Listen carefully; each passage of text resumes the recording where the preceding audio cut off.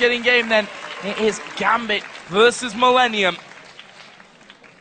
And a big game for both of these teams. The fact that Millenium sat at 1-0, Gambit have the same amount of wins on paper as well. Of course, they did lose one game yesterday against Fnatic. So this is an opportunity to kind of claw that ranking position back and try and catch up to Fnatic, who right now, they're running away with things at the top after 2 days. Yeah, and you can see why they're running away with it. I think every aspect of the game is absolutely phenomenal right now. Gambit, in this composition, have the ability to also get a very quick lead that they can then snowball very heavily. Riven, Jinx, and Lee Sin can scale very, very quickly in the early stages of the game, and they've got a great power spike, you know, in the sort of 12 to 20 minute mark. If they can start roaming, getting some towers down, because of all the mobility, it allows them to pick up kills and objectives with great ease. Now, what's going to happen here at level 1? It was Fnatic actually that were tried a little bit funkiness in that level 1 earlier on. However, Gambit have done it as well in that first opening game of the season against Fnatic, where they ended up, well, dying at level 1. They're not going to want to do that one again. Looks like j Ree has actually got a bit of a problem right now. Apparently he can't use his Q spell, which Edward replies, spoiler, you got Q. Well, we'll see how this works out. The admins are, of course, looking into this one, trying to see if there are problems. The one thing that I am interested to see is how well Gambit play now today, fresh on the first game. Gambit as a team have traditionally not started very quickly. You know, they tend to fall a little bit behind in the early stages of tournaments and in games, and they pick it back up as the tournament goes forward. Yesterday, similar situation. They lost to Fnatic quite badly. And when we interviewed Alex after the victory against Copenhagen Wolves, he broke down, you know, we said, how did you lose? 2.5 minutes later, he broke down every single individual thing. This went wrong, that we didn't do this, we didn't do that. So as a team, they've definitely gone backstage, talked about it, broken it down, and analyzed what not to do for future matches. Just a quick update. It's actually Kevin who couldn't use his Q. Obviously, he's playing Dr. Mundo. Might be crucial to be able to throw your Q out as Dr. Mundo. He's just had a bit of restart, so he will be back in the game here just shortly, hopefully. That was just a little bit of an issue, not actually his Q key or something on his keyboard that's not working anymore. The one thing I do want to talk about these compositions is that I prefer Gambit's champions for skirmishes. I think they'll do much better in 2v2s, 3v3s if they go for a split push game, if they're roaming around the map. The moment we get into bigger 5v5s, I think that Millenium's composition has got a clearer engage, has got better disengage. I think they do all of the factors that can help you win team fights, in, out, run away, damage, slightly better. Because for Gambit, it's all down to Riven, Warwick, and Lee Sin, you know, wreaking havoc with Jinx from the backline. His Warwick games, actually, just to statistically talk about them, ones against the Wolves yesterday, 4-1-10, he ended up with that one. You know, was in the later game used to lock people down most of the time and to chase, of course, at the end. Against XDG at Battle of the Atlantic, 4-3-10, he ended up with that one. So same amount of kills, same amount of assists over both of those games. We'll see how he goes up here against Mr. Reliable Kevin on Mundo. Yeah, well, we'll see how that matchup plays out. As we said, interesting is the phrase we're going to go with for this matchup. Whether or not that turns out to be true will be determined, as we do see Edward and j Ree just showing a little bit of force, saying we've got our trinkets as well, getting some vision. No invades from either of these teams, and once again, we are going to see those straight head-to-head matchups. Our solo lane is up top, and our duo lane is down bottom. Yeah, I've seen most of this one. Important for the duo laners to be roughly at the same time there to this bottom lane, just to make sure they don't lose out on that race to level 2, which, you know, with someone like Leona can be very important for you. Yeah, that is definitely the case, especially once they race to get those skills available. The all-in potential in the lower levels is determined by whoever pulls the trigger first and lands that CC. Ironically, as we're talking about bottom lane, it's actually Kerp and Alex that trade some damage back and forth at level 1. Gragas can actually do pretty well once he starts to get that attack damage buff of his Drunken Rage, so got to be a little bit wary of that. Yeah, we'll see if Alex decides to go aggressive once he starts to level up here a little bit. Kerp keeping his distance right now, and there is Alex going in once again. And then goes back off, and there he has hit level 2. Coop getting it exactly the same time, though, so I'm guessing his point's gone into the body slam there, too, so he can keep himself safe. He actually drank, his W, yeah. Yeah, actually drank from the Drunken Rage, and at level 1, it's plus 30 bonus attack damage. So as long as Coop reads the situation well, he can actually come out ahead in trades. His passive as well will also allow him to regenerate some HP, so he should actually get a little bit of authority in that lane, unless he gives up a kill. If he gives up a kill and Alex is able to continually win fights over and over, then Kerp is not going to be able to pull himself back in. So the very first kill between these two is incredibly important to determine the tempo of the rest of the lane. You see that Alex is ahead by a decent margin here in terms of CS. Actually going to go in here on towards Kerp, and that's a lot of damage. Half of Kerp's health bar disappears. And that's exactly what Alex is going to keep trying to do. Whenever you play Riven, you have to continually get in your face. And yesterday, Alex was doing that with LeBlanc against Pekez Oriana. He kept control of the lane. He had superior farm. Right now, the two junglers of our featured matchup, they're running toe-to-toe.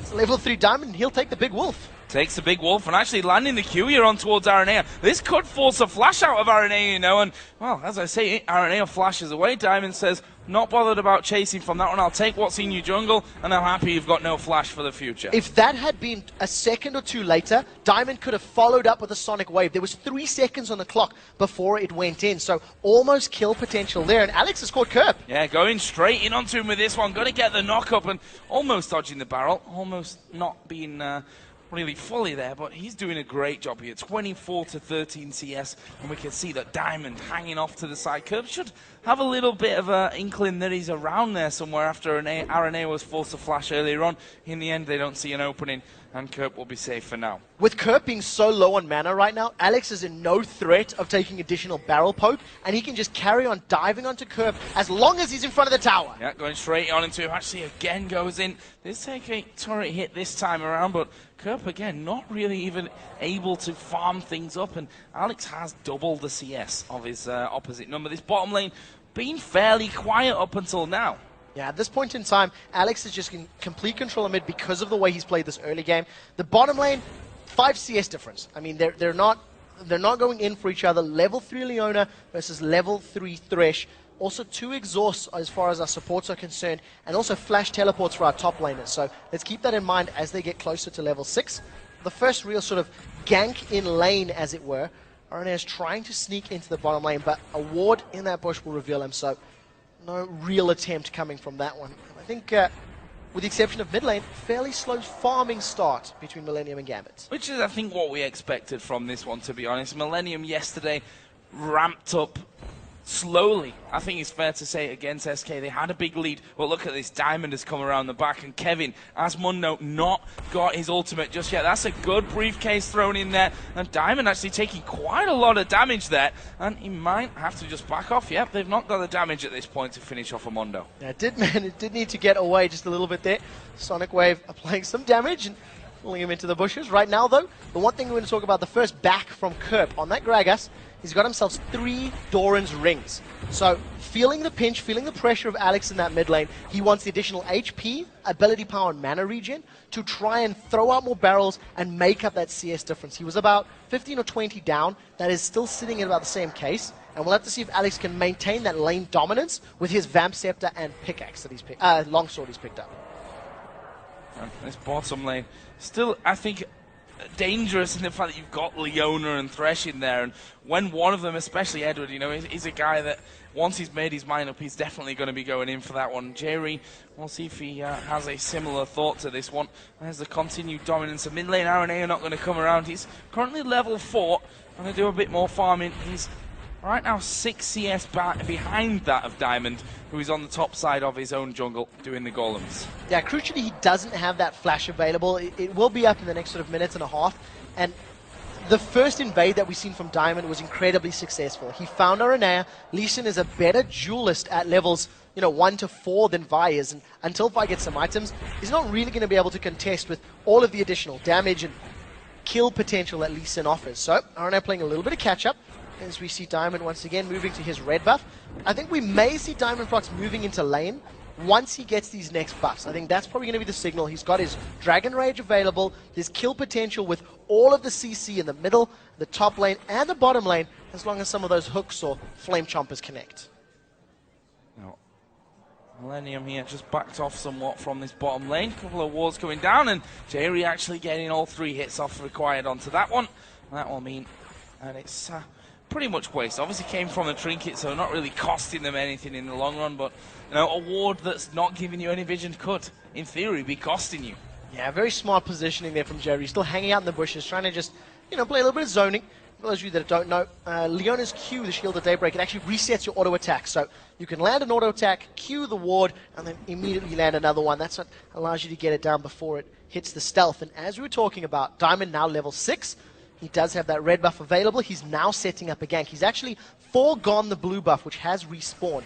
And if Creatine and j stick around or they get caught, they could be in trouble. Yeah, the hook missing. The Q will land, but it's onto j level 5 Leona. And Diamond says, nope, that's not going to happen. We're going to back off. Actually, Alex and Kerp going to exchange some damage from this one. And Alex going pretty aggressive there. That's forced Kerp away. So 2 things very quickly. The bottom lane, that was an uninspiring gank. Death Sentence didn't connect. Diamond procs lands his Sonic Wave and backs away. In the mid lane, Kerp actually psychs Alexic out, makes Alex think that a explosive cask is coming in, and almost anticipating the battle, throws down his ultimate. However, now, here comes Lee. Oh, the kick back there on towards Kerp, who separates them both with the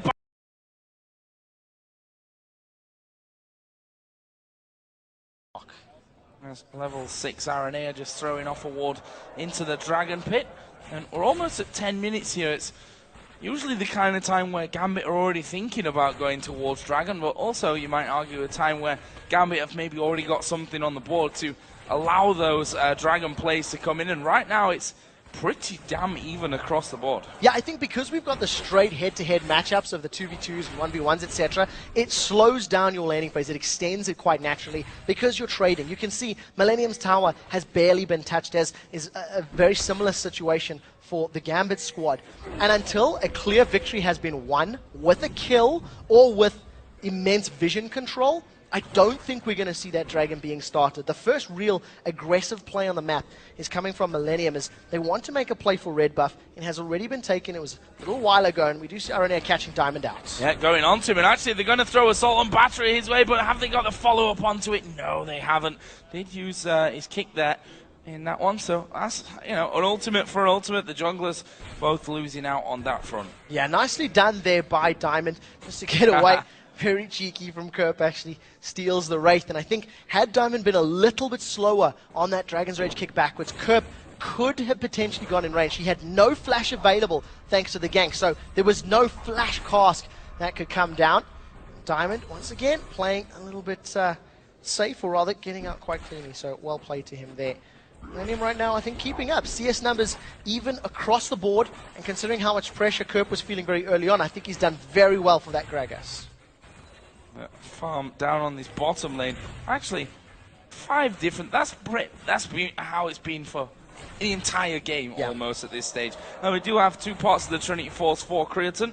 And Genja actually with that BF sword, a second Doran's Blade and the longsword from a little earlier on as well. The supports also going a similar route. I don't think either of these dual lanes really want to have a big fight, because we haven't seen j going in for any engagements. Now that he's got Solar Flare and Aranea moving up, this may be the go signal. And even Edward's, you know, death sentences, they've been a little bit lackluster here. We do see Diamond Prox has stood right on top of a ward there, so Millenium will be aware of his positioning. And if Aranea comes in, he doesn't have that Assault and Battery, so they need to draw out this bait a little bit longer before Aranea's got that guaranteed lockdown. Maybe once Diamond is gone, this is the signal now to go, and they've done it! Yeah, they have Diamond out of that one. There's the ultimate coming out of Leona, and True Shot Barrage comes across as well. In the end, they're not able to pick up a kill, but Creatine going aggressive. The Zap will slow him down. They've landed the hook as well, but Gambit can't follow through, and Millenium bully them out. If Edward sticks around, Assault and Battery's available. Aranea may throw himself in. Yeah, they've thrown the box down there. There is Aranea going down. He's taken a lot of damage and actually gets away from the turret, but look at this. Warwick's coming around the back. They're all low. This could be disaster. This could be disaster for Millenium. Darian going to ulti in towards Aranea. Creatine going low. Have they got the damage to finish him off? 1 or 2 more hits will do it. Uses a barrier. It's a kill for Diamond. There is Kevin now in the bottom lane, and Gambit walk off. That's 3 for 1.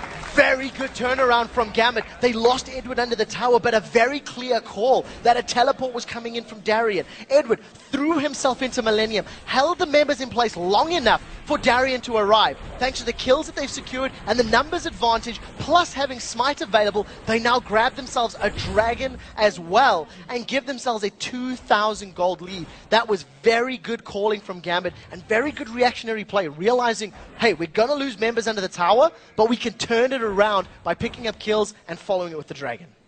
Let's have a look down some of the items now. We've got, I say, a bit of a breather. That was the only real action that we have seen so far. If we look up towards the top lane, Darien in there with the Chalice. Just finished off his Wit's End as well after picking that last kill up. We also have the BF sword added into the Vamp Scepter for Riven in the middle. And we can see that Gragas, Kerp, pretty standard start against someone like Riven, picking up the Seeker's Arm Guard for the start of it. Yeah, because he's gone for the triple Dorans, it's actually also slowed him down from progressing further in his build. Currently sitting on just shy of 1,600 gold, so needs to get a good couple hundred more up before he can finish off the likes of that Zhonya's Hourglass. But when you're facing all of the physical damage that Riven's putting out, you can't afford to go for MR or a similar build. We actually seen Kautar doing that on Zyra yesterday. It didn't work out for him. Focusing on that Athene's and Holy Grail against the Kha'Zix. So smart decision making from Kerpen. It's keeping him alive. He's still only 10 CS down. Well, if we look at the gold total here over the game, 2,000 is what Gambit lead with. Obviously, all things considered, that 3-1 kill scoreline, the Dragon straight after that as well. We can see the individual scores there from the lanes, and between most of them, there's not that much of a difference. It's just in the jungle, really. Yeah, and that's, of course, because of the fact that Diamond's got himself that kill in there. He's also managed to be involved with the Dragon pickup, so a little bit more global gold on his side of the map. They've caught Edward at great Zenith. Great, indeed. And the box goes down, and that stops j from pushing any further through. The Chompers came in as well. We did see Kerp starting to roam down that bottom side, but in the end, not really able to lock them up. You have to give credit to Edward as well for the flay that stopped j coming in. Yeah, immediately just pulled him backwards and prevented that. The solar flare was a tiny bit off. I think good reactionary play. Now, with Diamond Procs moving towards the river, if a death sentence connects, they may want to be going in for a fight. And as I start saying that, I'm a little unsure about where he wants to move. You see the death sentence does catch out Creaton. There comes Genja. That was a brilliant hook coming in, but Creaton able to walk away. There's the chompers onto j, which means he takes a lot of damage. Genja has the lantern there for safety, but he's happy to do the damage. There's a super mega death rocket, and Creaton survives with about 20 HP, I think, overall from that one. So very close for Genja. Very close indeed. As it stands right now, the hook goes out, doesn't connect there, and Genja, you feel like they deserved that one. Connected every single shot, forcing the dual lane of Millenium backwards. Alex and Diamond are trying to roam. Sonic Wave has caught Arena, and here comes Alex. Oh, Alex coming in there as well, but they couldn't quite get behind them. And get that kick on there. That's what Diamond was looking for. Throw one back into the team. Millenium have replied by coming over to this bottom side. I think Gambit might want to be heading away from this one. There's a barrel. It locks down two of them. Edward's a dead man. Kerp gets that. Assault and battery goes all the way through the wall. There's a solar flare as well. Genja's not getting out of this one. That will be Arenea's kill. And Millenium turning around just like that. Very good turnaround, but that is a mistake from Gambit. They dove for the kills. Got me super excited that they were going to go for the fight, and Alex backed away. Unfortunately, the rest of the team did not respond as quickly. As such, they lose 2 kills. Alex has dealt a lot of damage on the mid lane tower, but has been unable to secure it. And the first tower of the game should, in fact, be falling as Millenium try to shove this one down. They're actually denying CS here from Gambit's dual lane. It will eventually fall victim. So a very good reactionary play to Gambit's overextension. You're allowed to get overexcited. I casted a replay yesterday, so you're allowed one of them per day, I've been told. Alex here just making sure that his turret doesn't take too much damage as Kurt just throws that wave back in his direction. So after that, we're all tied up on the kills. Obviously, Millenium have that turret advantage. Gold's, yeah, it's been brought back here to about 1,000 between them. We've got the Dragon coming up in less than 2 minutes. That's our next big fight point, surely. Now, yesterday, Millenium had great Dragon control against SK Gaming. In this matchup, they were unable to secure the first one because, of course, they lost the fight. And I think Gambit is still probably my favorite team when it comes to Dragon control in Europe. I think they put more emphasis on that objective than many of the other European teams. And we'll see how Millenium decide to challenge. There's a lot of wards down already for Gambit in and around that river that are starting to time out. So they'll need to refresh those as Dragon is getting closer to spawning. And that could be the next point of contention. 1 minute to go on that one. Jerry's got a pink ward inside of the Tribush, plus a couple around that Dragon pit as well. So the duo's going to face off here once again. In terms of items, Cretan already got that Trinity Force in there, the Bloodthirster on the other side. There's a Bloodthirster for Alex along with the Brutalizer as well. I already talked about that Zhonya's Hourglass a little earlier for Kerp. In terms of the tanky top lanes, and we only really saw with that teleport coming down there, Sunfire Cape for Mundo, that Wit's End, the Chalice, and now a Giant's Belt added in actually for Darian on Warwick. Yeah, it's a similar build that he did yesterday, in fact, and like he ran at Battle of the Atlantic. A very good build, and you know, this interesting matchup is just a farm fest. Once again, with both top laners running Flash Teleport, there's very little possibility of them killing each other without jungle aid or even mid lane aid in this situation. And with teleports being available and Dragon coming up, look at the vision for both of these teams. There are 3 Gambit wards close to the pit, 3 Millenium wards just below the pit, so they should be aware of when this objective is being started. And I think that both of these top laners will most likely get involved by using those teleports at some point. Yeah, there's no way they can clear everything out there. 2 sweeping lenses to 1 actually. Millenium with 2 on their side. Both supports actually got it. It's Aranea that makes the difference on that front of things, and that will allow them to clear a little bit out. Pink ward's also down as well for both teams, although one is in the Tribush, one in the Death Rush on the top side of the Dragon Pit. And Alex Ich there just going in towards Aranea. He's like, nope, I'm getting away from that one. And as we said, Dragon not really either team having too much control of it, which means they're a little bit uneasy now. Yeah, very smart play by Aranea. The moment Alex showed his face, he backed away with Vault Breaker. He does not want to get caught out because there's a lot of burst that can come down from that Brutalizer plus Bloodthirster Riven. The wards are timing out and getting replaced by both of these teams, and Diamond has been hanging around the bottom half of the map. This is the second or third time he sort of moved towards the Dragon before now recalling, and it's just a matter of time before they make an attempt on it. As it stands though, I think all the teams, all the players happy to keep farming. The only one that's falling a little bit behind right now is in fact Kerp. He's not farming his Wraith Camp as effectively as Alex is farming his own Wraith Camp, and that's why there's a 30 CS difference between the two of them right now. Well, Millenium moving a couple of men down. Kerp, he walked over that pink ward. Should have seen it. Yep. Should be able to take it down. Not using attack move, and that's cost you that little situation. Gambit, I think, smart decision making here. Tower in the middle may go down. There's a teleport already coming in from Warwick. It may be too late for Dragon. Smite is available. Question is, who's going to get it? Oh, they've got time here, actually. Darian going straight into the middle of them. The Dragon is actually taken in the end by Gambit, but we can see how low they've got. Alex Ich finally joins at the front side, though. Arenea's surely going to fall here, and Warwick will surely be chasing straight through onto things, although he is a little bit low, so they need to be careful with this one. Briefcase not connected, and only 1 death so far in this fight. That's on Edward's side. Gambit did get the Dragon, though. Yeah, very nicely done. The suppression was thrown onto Aranea. It's one of the only, I believe it's the only thing that can prevent you smiting under those circumstances. So Diamond Prox gets into range, manages to put a lot of damage down. I'm lying to you entirely. He didn't even do it. It's just a straight steal. Straight steal. I've just quickly rewound the battle, and Diamond Prox straight up beat Aranea. So well played there. Just throw me off completely. It's not something you want just to be simply outside. Here we go, we can see that one again. Yeah, there we go. This is exactly what we're talking about. Smite from Aranea was very early. I think he was anticipating a little bit more burst damage from the rest of his team. And then once again, you see a situation where Kevin is low on Dr. Mundo. He's unable to affect the back line of Gambit. And because he's not running amok amongst the Gambit members, they're able to just push Millenium backwards, push them out of the fight, and force them on the back foot, allowing the chase potentially of Riven, Lee, and Warwick to scare them back to the tower. Well, back to farming, I think, is the plan for both of these teams right now. It's been pretty much the overlying plan for most of this game. 2,500 gold lead that Gambit have right now certainly will start to show for them.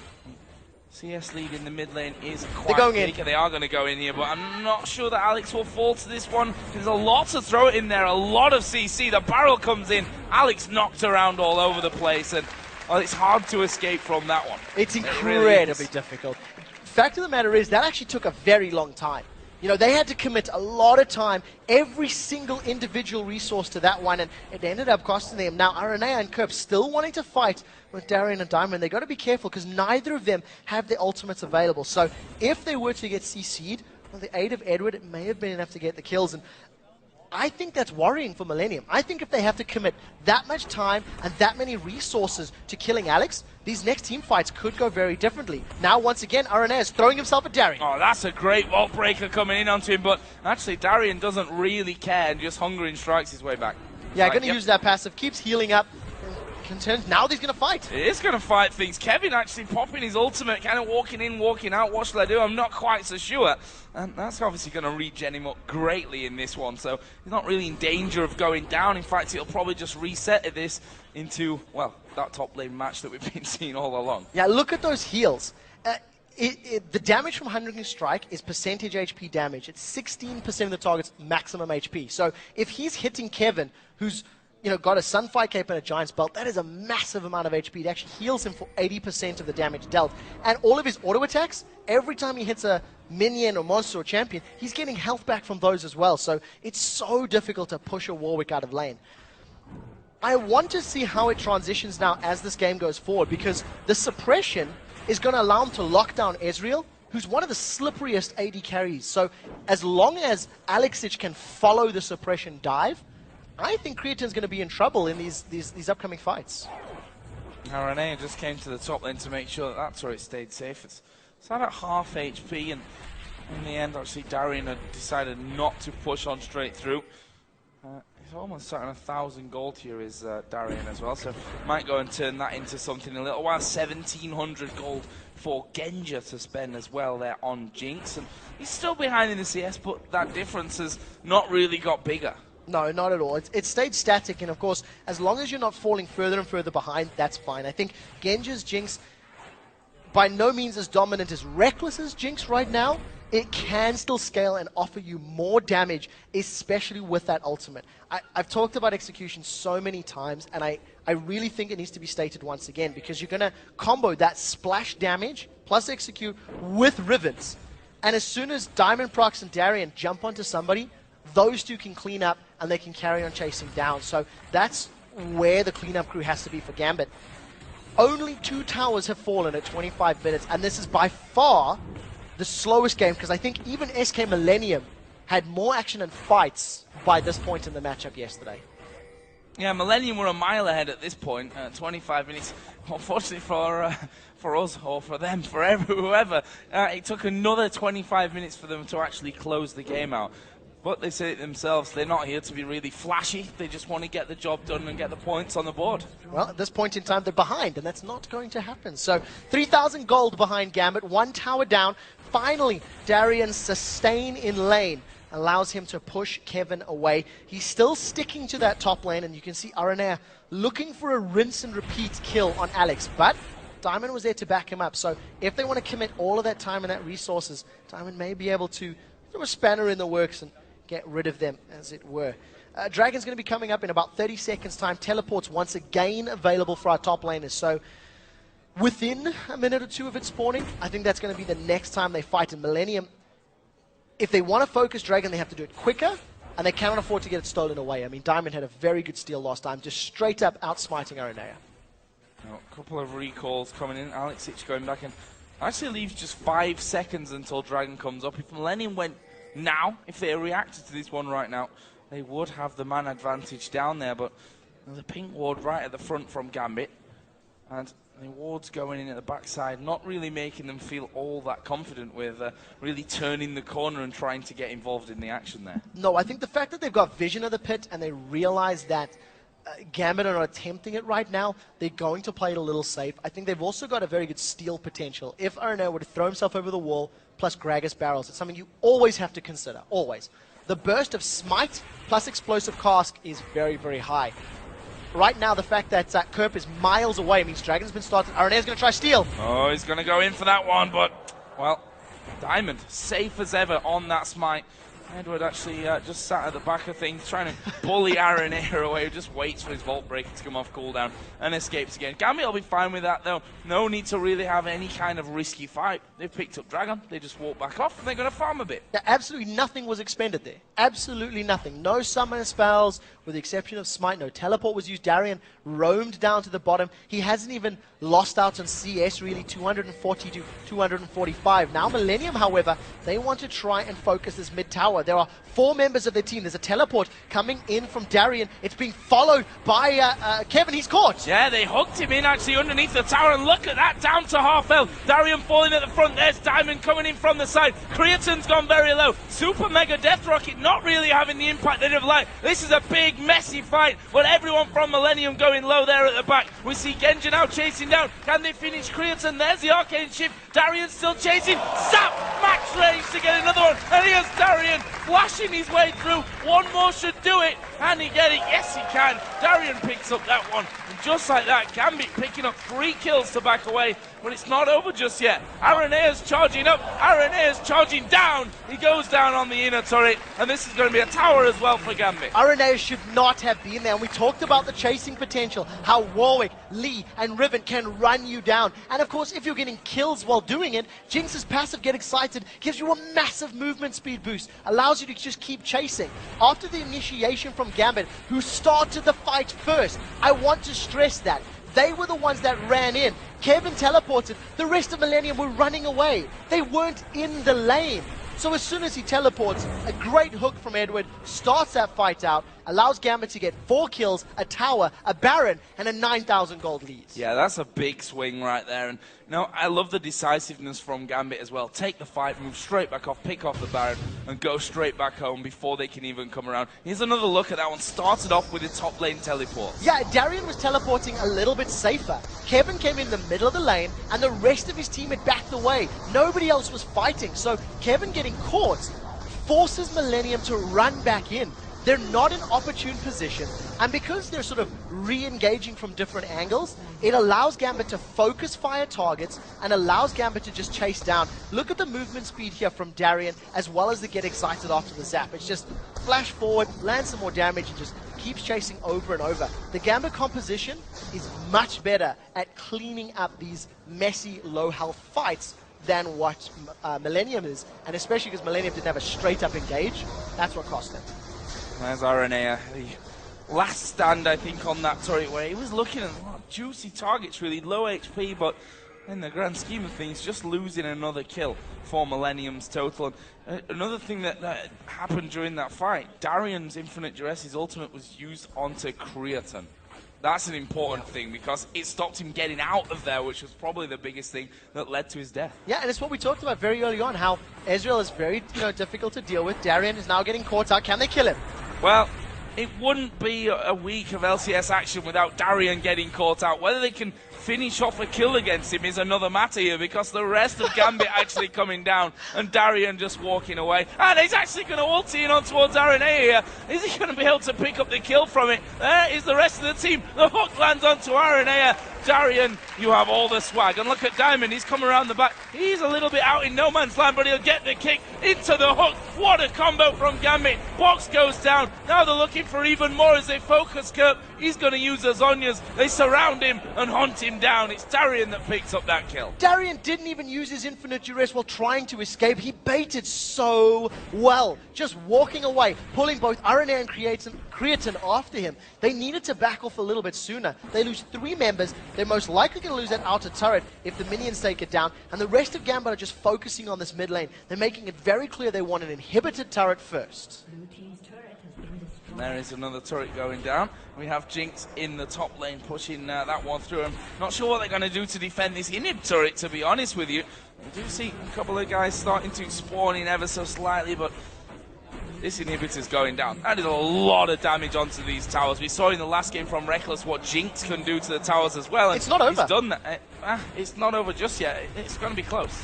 4 towers. That's 5 towers in inhibitor. Now they want another fight. There we go, pushing straight in. Alex, it's right down the middle of them. Kevin trying to get away. It doesn't matter how tanky Mundo is. They've got enough damage to finish the thing off. And Alex almost getting involved in that one as well. This is a second inhibitor going down for Gambit. Gambit could push on for the win if they wanted to. It's a 5v4. Most of their ultimates are basically going to be available. The box is coming up, as is Infinite Duress. If Creatine sticks too close, Darien will most likely jump on his head. Baron buff is slowly wearing out, and my word, have Gambit made it effective. They can finish the game right now. They've got full HP here, Gambit, thanks to that regen, and they're actually going to go in on towards Kirk. There's a kill for Edward. Are they going to go for finishers here? Yes, they are. Araneo locked up. He goes to Genja at the back. He will be finished off, though, by Genja. The first Nexus turret is actually down. The second one's going to be made short work of, and Gambit head over towards the fountain. A dance by Darien will seal victory for Gambit as they go 2-1 here in the LCS. What an incredible finish. After the slow pace of that game and how even it was for just how long that game took, the moment that Darren was able to bait out Creatine and Aranea, they were able to just turn it on, the decisiveness to move across the map, let minions take bottom turret, they push middle, Genja push top. I mean, phenomenal play coming out of Gambit. So good, and again we were talking about this Warwick pick. Yesterday, I'm still not 100% sold on it, but again, it produces a win for Gambit. 3-0-9, Darien ends there at the end.